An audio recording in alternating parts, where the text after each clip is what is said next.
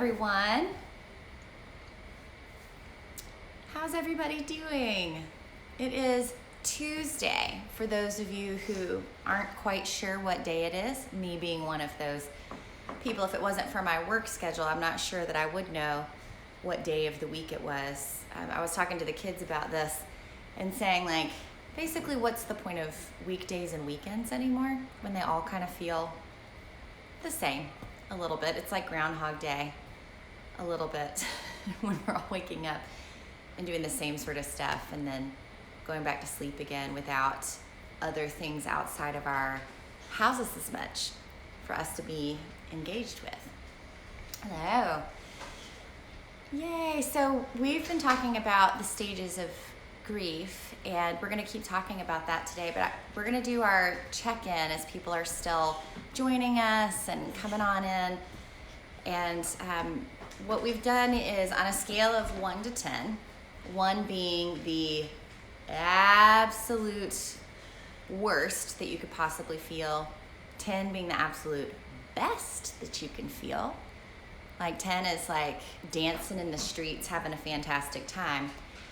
And 1 is like, basically, what's the point? Where are you? Where do you land today? Just take a second, check in with yourself, see how you're feeling, and then you can drop a number in the comments, or you can put a little surfer emoji, which is the one that I tend to put down too. I've got my kids all around me and the dog running around, just in case you hear any kind of noise. Hello. Are you at a 2 or are you saying peace? Oh, I'm at an 8. You're at an 8? Well, here, come tell everybody so that they can hear it. This is my son, James. Hello. I'm at an 8. An 8? Yep. Yeah. What feels like either that you're grateful for? What feels kind of good right now? I'm grateful that I don't have corona and that I don't have to see anybody. Yeah. Yeah, he's an I'm experienced... a hard 10 of an introvert. I was going to say, he's very introverted. And so I was telling them about night shift, how you've really shifted your whole schedule, stay up all night. I'm nocturnal now. Sleep all day. He's nocturnal now. But he's at an 8. Good. See you guys. All right. Bye, James. Bye. How about you? And then this is Livy. I'm at a 10. You're at a 10. I stayed up She all danced in night. the streets yesterday. She danced in the streets I yesterday. stayed up all night watching my favorite show, Which is... Grey's Anatomy. Yeah. And should I show them the binder? Sure. Okay. So we've been creative like we're Little House on the Prairie up in here, except with technology. So 1's at a 10 and 1's at an 8, which is really interesting, right? We wonder if the kids are going to be okay. The kids are okay for the most part. And then Liv made a binder. So this is like creativity corner in the morning. When I'm older, I want to be a surgeon. I'm not completely sure. Like, I wanted to go into like neuro or like peds or general. Mm-hmm. One of those. But I created a binder for like medical documents. They're not necessarily real, but then you can like... You can fill them out and stuff, maybe. Yeah, you can fill them out. It's pretty cool. And that's so creative. That's neat. Well, I made a Ziploc baggie of snacks yesterday, so I also was creative. This is my first check. And then she made herself a check. That is so cool. And then Cooper's here, and Cooper, what are you feeling, bro? Where would you say your number is? Let's look at him over here. Here's Cooper. There he is. I would say Cooper's the same as he's always been. What number would you put Cooper at, Liv? I thought he's at a 10. Probably so. But since dogs don't have any concept of past or future, as long as he's well fed and sleeping, I think that he's pretty happy. Good boy. Okay, well, if you just joined us, we're just doing a quick check-in. Welcome to the Come Together Morning Show with Dr. Teri and Chris Murphy. But if you're noticing, we have no Chris Murphy with us this morning. He is on his last early morning session of his entire grad school career, which is so exciting. He's worked so hard. And so we are going to do this stage of grief that we've been talking about. We're going to do that just us. I almost said just the two of us, because that's really what it feels like. To me, it feels like you're sitting in my living room next to this warm fire, and that we're just chatting. And I want it to feel just like that. And I would sing our theme song, but number one, I don't sing the way that Chris does. And number two, I don't think my voice would make it. But basically, we're better when we come together. Right? Morning show. We meet here every weekday at around 7 a.m. So we're up to 10 minutes after the hour and never before 7 a.m. So what's really cool, and this is an update that I'm just starting to do now, I'm pulling the video feed from all of these morning shows and putting them in YouTube. So you can go to youtube.com and you can just search the Come Together Morning Show. I've got 2 episodes that I've already uploaded from yesterday and Friday. And I'm gonna start going back in time and uploading things. So they'll like pop up in reverse order. So it's a really cool thing. So even if you have friends, this is my caffeine mug. So this is actually the chemical drawing of caffeine. See, you can see the carbon that has 6 carbons here, 5, and then all of our little offshoots too. This is an actual caffeine molecule. Love it. I am a collector of mugs to the point that Chris Murphy is concerned, and it's a life hazard and very dangerous to open our coffee mug cabinet because things will fall down and maybe land on you. So you open it with your hand in front of the cabinet and then just pray that everything's fine. So how are you? If you haven't had a chance to check in on a scale of 1 to 10, 1 being worst day ever, 10 being best day ever, how are you? What number are you landing on just right here, right now? Let's see, I would give myself,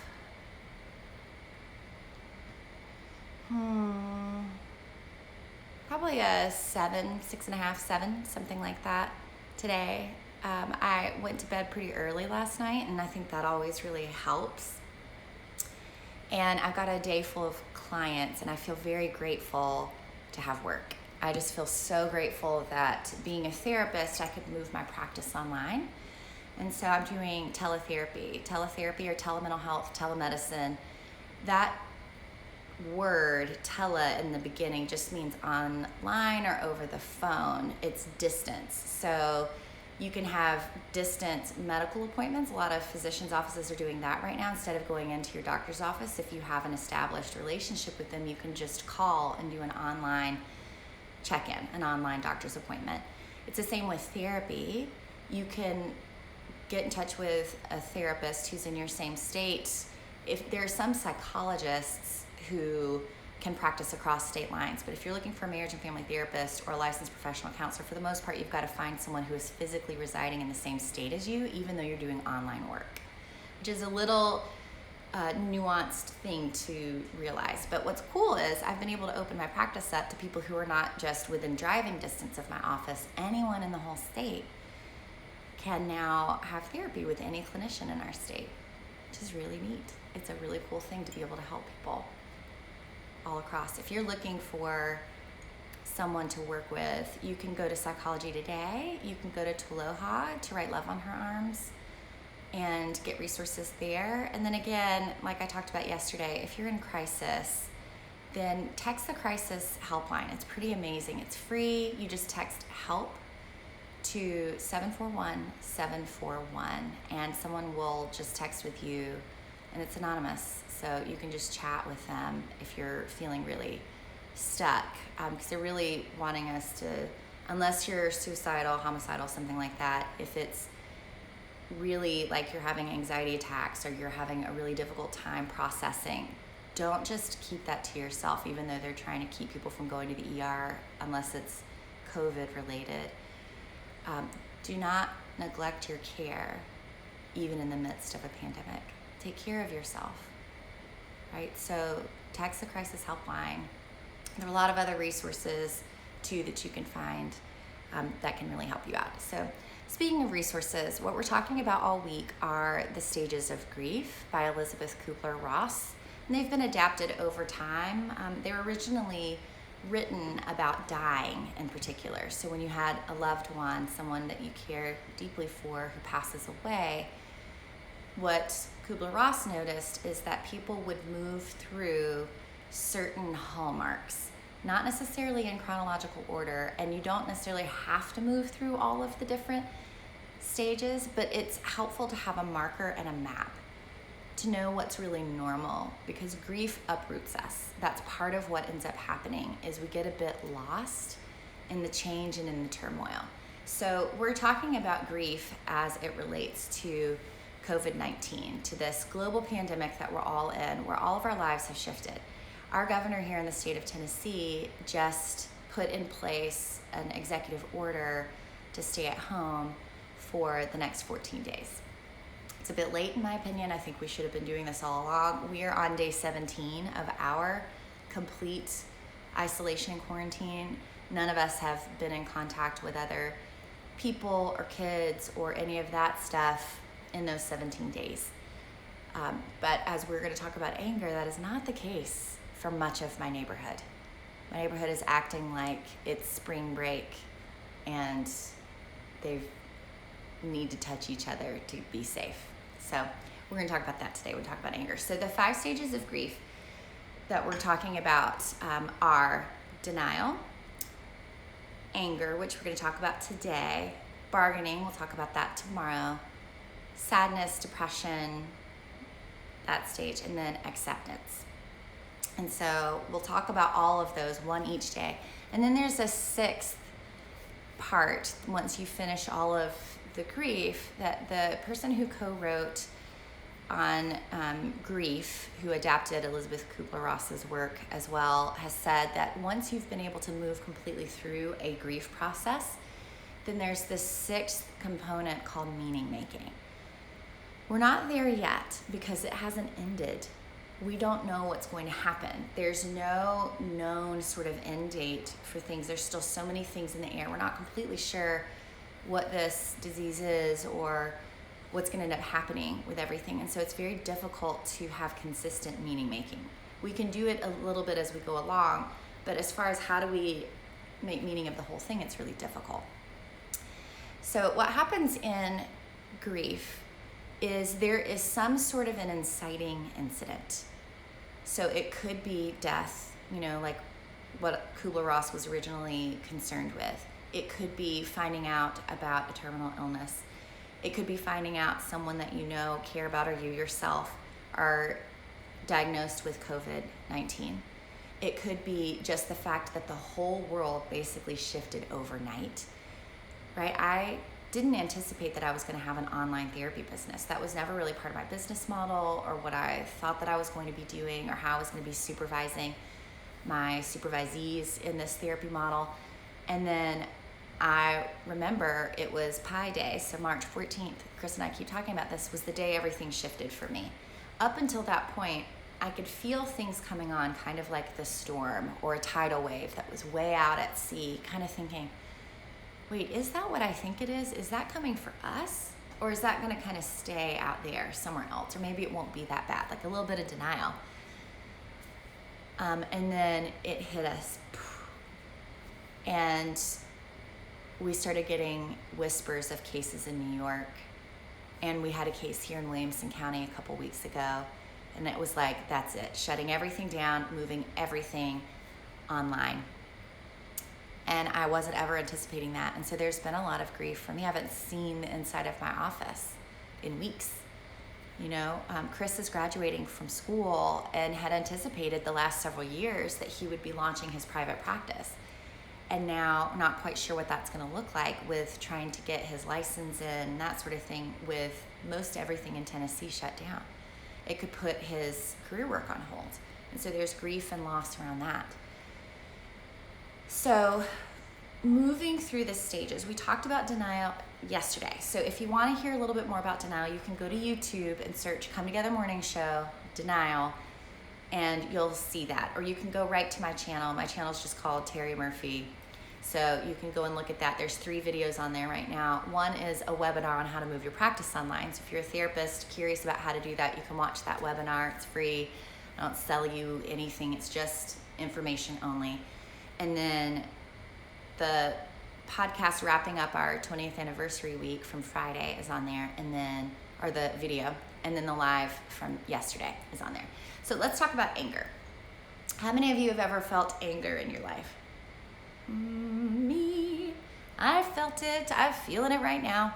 I have experienced a surprising amount of anger in the middle of all of this. And it's not even an emotion that I would say I feel frequently or intensely all the time. I mean, I am familiar with feeling angry. It is something that does happen for me, but the amount of anger I'm feeling and how consistently I'm feeling it right now has been incredibly surprising.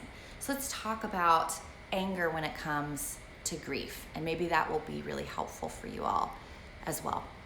So when you first get the news, and we can just call it the news, whatever the news is that sends you into a grief process, all of us in the entire world have gotten the news about this pandemic. And we're all responding in some similar ways and some really different ways. What initially happens in that denial is this sense of uprooting and loss. Things are not going to be the same way again. There's a before and there's an after. And in the middle is that inciting incident. So there was a time before COVID-19 had impacted us a lot. And then there's this after time. Do you sense that? And in this after, what happens initially is this feeling of loss, of being like in the ocean, just kind of crashed with waves and you can't quite put your feet on the bottom. And that serves to protect us in a lot of ways as well. Because if we took in everything and what all of that meant all at one time, it really would be too much. And when you get too much all at one time, that's traumatizing to anyone. It tosses you outside your window of tolerance, and it becomes very, very difficult to regulate yourself to feel like I'm gonna be okay. So what happens when you're floating and you're all in that sea and you're a little bit lost is sometimes something will come along that just pisses you off, that becomes an anchor for a moment. It is a very crystal clear emotion, anger is, right? Anger tells you what matters to you. Anger tells you if boundaries have been crossed. Anger is a protest, and it is hope, and it is grounding, right? Anger is a strong emotion that can help you find some solid ground, which is a relief typically from that feeling of like, what's happening? I don't know what's going on, numbness, not really feeling things, that we're in this denial stage. And anger takes you into a place of knowing, of more certainty about things you care about. So I've talked ad nauseum about right across the street from our house. I mean, literally, I need to show you guys at some point, but I can stand on my front porch and I can look across the street, and it's the entrance to our nature trail. And there's a stream that runs right there, and then right across the stream is our basketball court that, you know, kids have played on. It's not, I mean, and adults too, like no big deal, right next to our like pool and that sort of thing. My assumption when we got the shelter in place sort of order and the social distancing talk is that I was like, oh, it's gonna be such a bummer, like nobody's gonna really be using that anymore unless it's like members of the same family who are going and like playing, getting outside and hiking. That has not been the case. Every single day, including yesterday, people are meeting on that basketball court, up to 30 people, even playing like shirts and skins basketball. And Chris and I just look at each other like, what the hell is going on? You're just out there like no shirts, sneezing into each other's eyeballs. Like, are you trying to spread things? Is this like intentional? Are you, what the hell is wrong with you? Like that anger, I can feel it in my belly even now. Like, what are you doing? Or we've watched people grab glasses of wine, not that there's anything wrong with the wine, but grabbing glasses of wine in the afternoon and then meeting as a group and going hiking together. And Chris and I are like, what? You think social distancing means get together more? Because people are getting together more than we have ever seen. Like, there's actually been an uptick in the amount of social engagement just in our neighborhood. And because we don't go anywhere or do anything anymore, this is all we have. So it feels like this is global and this is the way everything is. And it just pisses me off. I'm like, you're not following the rules. You're gonna get everybody sick. And you guys are gonna come and ring on my doorbell and leave your germs over here? What? Stay home. I love you, and that's why you have to leave. You've got to go. Go to your house. Because every time I see that, it is a reminder to me of how dangerous it is, how real it is, all of those sort of things. So what anger does, though, is it helps me with the painful feelings inside. It helps you have a sense of control. It helps you have a sense of right and wrong and good and bad in a time that things you had been meaningless. Like life loses its meaning initially in this denial stage. What is anything? What matters? What are we going to do? I don't know what to do. But then once we figure out what it is that we want to do, especially when it feels mandated, like we know what's actually going to be helpful, and then we see other people disregarding those sort of things, resentment, anger, frustration can come up and out towards others, and we blame and we condescend and we judge, and it feels kind of awesome initially, because anything feels better than limbo as human beings. Limbo is so uncomfortable and so upsetting, and we feel so lost in that place, that anger feels a lot better. Because when I really sit with the anger and I let myself feel it and go all the way to the end of it, what's in that anger is a lot of fear, right? About what this means if everyone keeps getting together. I have fear for my family, for my immunocompromised kid. I have fear for them. Like, where are your parents? You guys are gonna get sick. Even if I can have compassion, even if I can see that they're probably in denial still, like maybe it's not so bad, or nihilistic, which is also denial. And nihilism is, you know what, the world's gonna end eventually anyway, and we're all gonna die, so what's the point of protecting ourselves now? Right, so either extreme, way too positive, way too negative, still denial, either end of that spectrum. Anger, though, is this rooting energy. It helps us to feel like we have a path and a mission, and that we're trying to do good things and do it right and do it well and protect others. And I feel it every day, and I feel it about all kinds of different things, right? Because that's better than nothing. And it's growth. You're starting to feel instead of feel numb. You're starting to engage, and it's going to take you deeper and deeper down into more of what you're feeling, more of those tender, more vulnerable sorts of emotions. Let me say too that, let me caveat this, I don't care what you do in your spare time at all. Whatever you love, care about, hate, whatever, however you want to deal with that stuff, as long as you're not doing anything that ends up hurting other people in the process. So you love being in nature, go. Just stay 6 feet away from anybody else. Right? That's where I get angry, is when there is this sense of denial that ends up hurting other people. That's the problem for me. And I will stay angry about that. I get angry about that when I'm working with clients and they've suffered other forms of abuses and neglect, right? I feel angry on their behalf. Anger is not a deadly sort of emotion unless you get lodged there indefinitely, and then it can become toxic to you. But anger is just an emotion like any other emotion. There's just a need inside. And often the need inside of anger is justice, righteousness, care, hope, protest. That's the purpose. And so when you meet the need, the anger can lift a bit. And it does. This is a practice, right? Name that feeling. Name it. I am pissed. I am angry. I am so frustrated. I have huge resentment about things that are going on right now. Name them. When I sit and meditate, I can feel waves of anger if that's with me, right? But we do that without judging it. In that place of anger, is it possible to offer yourself love and compassion, which can look something like, oh, I'm just feeling so mad right now about fill in the blank, whatever it is. And then you get to share with yourself, yes, these are really tough times, and it feels like if everybody would follow the rules, we would all get better faster, and we could all come out of this sooner, and we could protect each other. And it also doesn't feel fair for some people to follow rules and some people not to. I have a big fairness part of me too, right? And anger and frustration usually go with things that feel unfair. And then offer yourself compassion. And when you can offer yourself love and compassion in those places, that can actually be very soothing. Sometimes I do. I'm doing it right now without even kind of realizing it. I put my hand on my chest. I put my hand over my heart and just say, it's as frustrating as it feels. It is. It just is. And you are not the boss of all of the people out there. You stay safe in your house.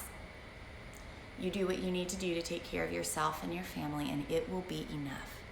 Because that is part of my fear that's under that anger is I'll do my part and it will not be enough because of everything else that's going on.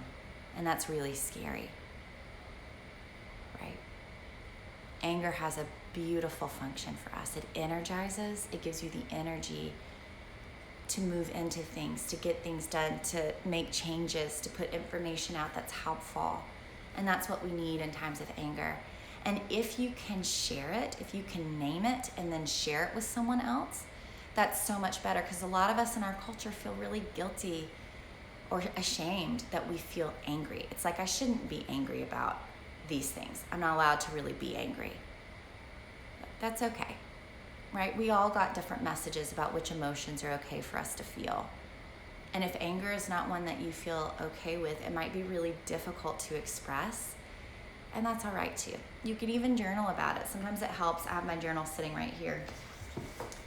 And I write it down. Right? P.S. If anything ever happens to me, someone burned my journals. I'm just saying. There's some stuff in here I'm not necessarily wanting my grandkids to be reading. That journal's for you, not for anybody else. Right? But you got to have a place, a safe place that you can put your feelings and your story of things that are happening. And it might be interesting to look back on it one day when we're on the other side of all of this. Have you ever done that? Like go back and read old journals of yours? They're really interesting. You can see little threads all the way through your writing. The other thing that happens when you name your anger is it helps you start to regulate it. It feels a little less surprising, a little less overwhelming when you can name those emotions and then you can share them. My practice every single morning for the last couple of weeks has been to, after I finish the live in the morning, we turn all of this off, I refill my coffee, take a big drink of water, make myself drink one of these in the morning, a whole water, which honestly helps with irritability because I've been so irritable, my poor family, my poor heart and self. And I sit right after the live, coffee, water, I have my pen, we have the fire, or I'll sit on the front porch, especially if there's no shirts and skins basketball already ripping and roaring at 8 o'clock in the morning. And I sit and I meditate. I set a timer. You can do guided meditations. I love Headspace. I love Stop, Breathe, Think. I love Insight Timer. If you're looking for apps to help you, they all have free versions, or you can pay for upgraded versions. If you're any kind of teacher or health professional, Headspace will give you their free advanced or extra, what do you call it? The one with full everything. But I sit and meditate. I just set a timer and focus on my breathing. Or if I'm doing centering prayer, I have a word that is like a touchstone I come back to. Often love tends to be the word that I come back to, or peace. That. Just to come back to, your mind's gonna wander and you just bring it back. What's hard about sitting still and meditating is you're just gonna feel everything more. It's not so that you can be zen and feel nothing, which is what I thought meditation was gonna be, is when am I gonna like float on clouds and crap? Not my experience most of the time. If I can just stay in my chair or on the floor or laying down or whatever it is, your position you're meditating in for that full timer, and just keep bringing my mind back, it's like a workout for your brain and your soul. You're gonna go off and think about other things, and instead of like being hard on yourself, can you gently just bring your awareness back either to your breath or to your touchstone word or whatever it is? Just bring it back. You're gonna just amplify everything. So a lot of us just don't sit still with ourselves very long. I had a legitimate fear around rest because when I was growing up, rest was the same as lazy. You rest when either you die or you sleep at night, which you only get to do after you've earned it from draining all the energy out of your body and working your tail off. So the idea of sitting was scary because I knew everything was gonna bubble up that I was trying to not pay attention to. So the opposite of that, sitting, letting everything come. And then what you can do too is if you're having a lot of thoughts or a lot of feelings or a lot of body sensations, you can picture in your mind a stream going by. I picture like a big oak tree and a grassy field and a stream, and just put your thoughts in the stream and just know they're going to collect downstream and that you can go and pick them up after meditation. You're not going to miss anything. You don't have to stop meditating to go write notes or checklists or to-do lists or stop and journal. Just bring your awareness back and sit and just be with yourself. And it's been really surprising. What I've actually found is I really like me. I like my heart and soul, the person who I really am, under the hustle, under busyness, under all of my roles of mom and therapist and supervisor and friend and come together morning show person. Underneath all of that, that's just the me inside. Pretty awesome, right? And then from that place of meditation, once I've turned inward and I've just been with myself and brought myself back, probably 200 times in 5 minutes is what it feels like. That's okay. It's actually growth for me. Then what I like to do before jumping into the world, which feels like kind of getting ripped out of that kind of sacred time, I like to then journal, even just for 2 minutes, just to write down some things. And I talked about it yesterday. Having a gratitude practice has been life-changing. And a gratitude practice that's not just jotting down things that I care about, even though that's great if you do that, but thinking about specific people who have impacted me in a positive way or that I'm noticing, just writing those things down and making it clear and specific. Members of my family, members of, the social media community, other therapists, and just reaching out and saying, hey, I see this in you and I love it. And just sharing that. Or I'm so grateful, James, my son, for how I've seen you be so kind to the dog and really take care of him since we've been at home. Those sorts of things, that really shifts you. And if you can feel it, like I don't feel anger in my body as much right now, even as I'm talking to you about these practices that I do. Oh, I feel a little bit now again. It comes pretty often right now, like waves. The other thing that can really help with anger, because anger is so high intensity, is physically finding a way to get anger up and out of your body. My favorite thing to do is to run in the woods across the street from my house and just cry. It's just like liquid anger, hot, angry tears falling down my face. I will text my sister and be like, I'm going on a run and cry. And she does the same thing. I highly recommend. 5 stars. People will maybe think that you're bananas out there running in the woods crying, but you know what? They'll stay 6 feet away from you if that's the case. You can exercise. One great experiential activity is to do this in a safe space, but you can get pillows or your couch or whatever, something soft that won't hurt you, and you could punch it and hit it and just let out whatever noises need to come out, grief noises, guttural usually, up and out, and just get them out, and then offer yourself compassion and kindness in that place. You can hold yourself, right? You can physically hold yourself as well. Sometimes we need a physical way to get anger up and out because it is such a visceral emotion. My husband is a 9 on the Enneagram. We've talked about this a little bit on here.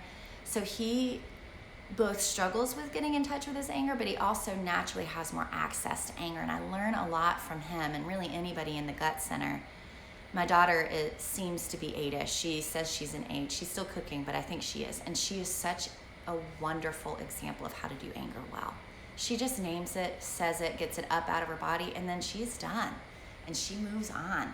And she does not have shame or guilt around being angry about things. And I admire that. I'm grateful for that so much. She teaches all of us in our family about how to be honest about our anger, about our frustrations, about what we're really feeling. She talks about it every day. And it is beautiful.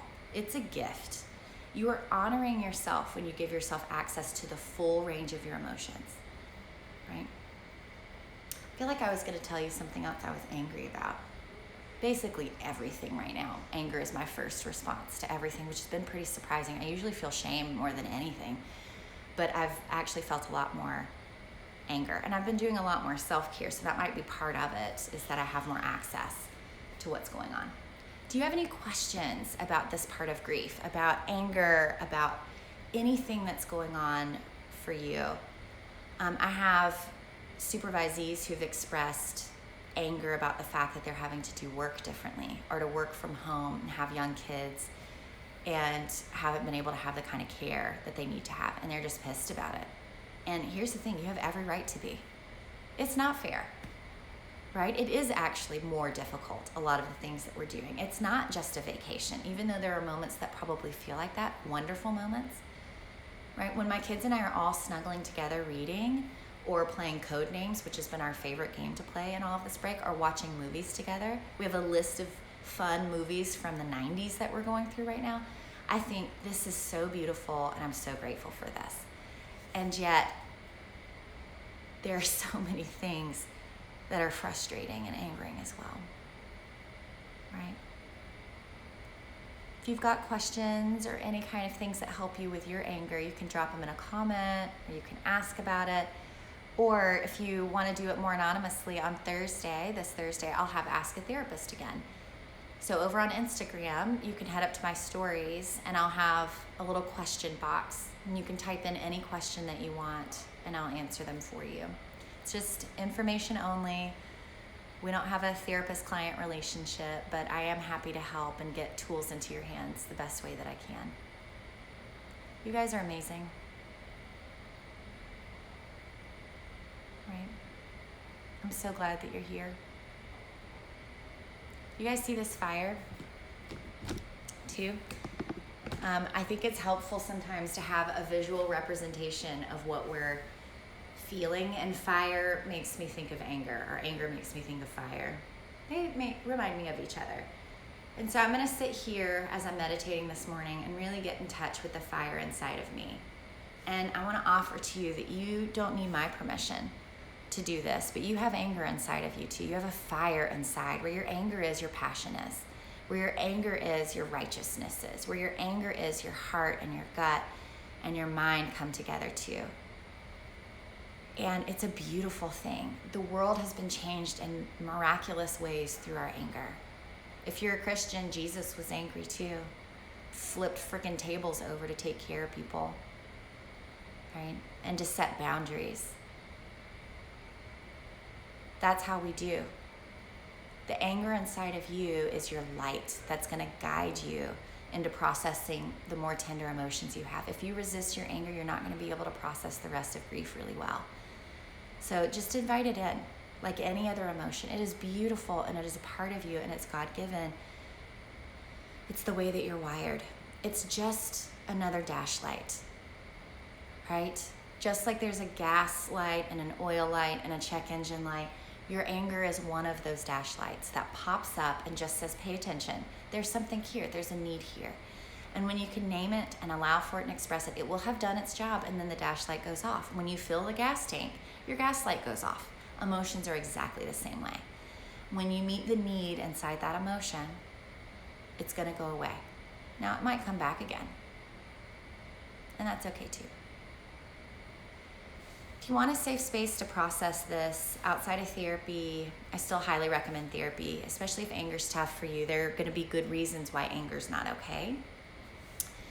If you're a woman, or if you are a marginalized person, a person of color, anger is really not necessarily an okay place to go or a way to express. And so sometimes we need people in our community to help create safe space for us to be able to do that. And sometimes we need therapy to be able to help us do that. And I highly recommend whatever you need to be able to meet that need inside, right? Okay. So tomorrow we're going to get together and we're going to talk about bargaining, which sounds really fun, doesn't it? Because it's something to do, right? Denial is like lost. I'm just lost. I don't have a map. I don't know where I am. I don't know what's going on. Anger, you're starting to feel, but you don't necessarily know what to do. And then bargaining, it's like, wait a minute, what if? What if there is something I could do? So that's what we're going to talk about tomorrow. And I can't wait to share that with you. You're always welcome here exactly as you are, whether you're angry or sad or lost or numb, feeling nothing, feeling everything, in denial, silver lining things, nihilistic, you come as you are. That is okay. And if you want to chat in our community, you can join on Facebook. It's facebook.com/groups/come-together-group. We would love to see you there. Okay, everyone, I hope that you go and care for yourself today. Welcome your anger in, and we'll check in tomorrow about what that's like for you. I'm so glad that you're here. It's Tuesday, by the way, for those of you who aren't quite sure what day it is. Today is Tuesday, March 31st. Love you. See you tomorrow. Bye, everyone.